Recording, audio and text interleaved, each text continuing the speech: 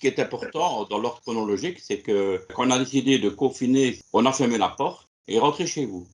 Voilà, tout ce qui a été fait avec mon fils, malgré qu'il a une déficience, malgré qu'il était au seul travail, travail dans un service d'accueil de jour, donc un Saja, et ben on l'a emballé. Il allait avec un service résidentiel de la VIC, même chose aussi. Du jour au lendemain, on a fermé la porte et plus personne ne nous a demandé. Tous les ASBL, bon, on savait qu'on les contacter, mais ils ne travaillaient plus, les ASBL qu'il faut du service loisirs. Les services répit de la CSD ne fonctionnent plus non plus. Alors, que faire? On se retrouve dehors, sans information, sans documents et sans personne à qui est contacté. Au départ, je me dis que ça devait être peut-être pour 15 jours, 3 semaines.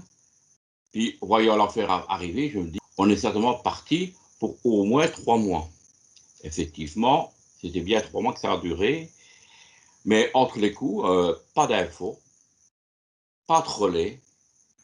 On était mis hors du service. On ne savait pas pourquoi, on ne savait pas combien de temps, et on ne savait pas ce qu'on pouvait faire. Je trouve ça vraiment déplorable.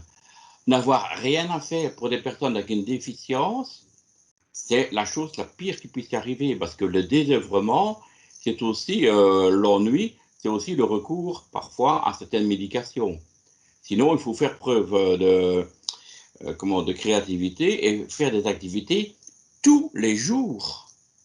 Moi, mon fils, quand il se lève le matin, c'est qu'est-ce qu'on fait aujourd'hui? Où va-t-on?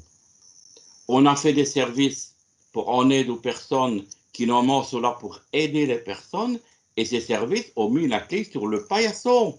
On ne s'est plus réoccupé de rien. Donc, ce n'est qu'au hasard d'une communication téléphonique que j'ai dit, on voudrait comme bien avoir des informations. J'en ai quelques-unes. Après, j'ai passé 3 semaines à guerroyer pour avoir de l'information. Je trouve ça déplorable.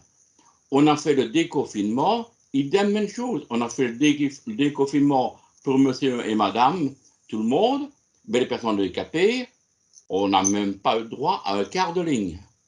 Je trouve ça scandaleux. Où est l'humanité? Quelle est la conscience professionnelle des services d'aide aux personnes? Alors maintenant que le déconfinement a eu lieu, mais mon fils au Saja, le service d'accueil de jour pour adultes, il n'y va que 2 jours semaine, parce qu'on a décidé que le service tournait 4 jours semaine avec les bénéficiaires, et les bénéficiaires peuvent venir que 2 jours. Mais là non plus, on nous a dit ça, mais on ne sait pas pour combien de temps. Mais le fait est qu'on n'est pas prévenu, qu'on n'est pas informé. Pourquoi, comment, qu'est-ce qui se passe? Or, les personnes là-bas ne sont pas du tout malades. Donc, il n'y a aucune qui est positive. Donc, il y a vraiment un manque d'information, une opacité. Alors, est-ce qu'un jour, il y a quelqu'un qui va comprendre que des enfants ou des personnes avec des difficultés intellectuelles ne savent pas rattraper 6 mois d'éducation du jour au lendemain, que des gens qui ont dû acquérir un savoir-faire en plusieurs années peuvent oublier, et il faudra encore plusieurs mois après pour récupérer tout ce qui avait été acquis. On n'a aucun interlocuteur haut placé qui prend conscience de ce qui se passe sur le terrain.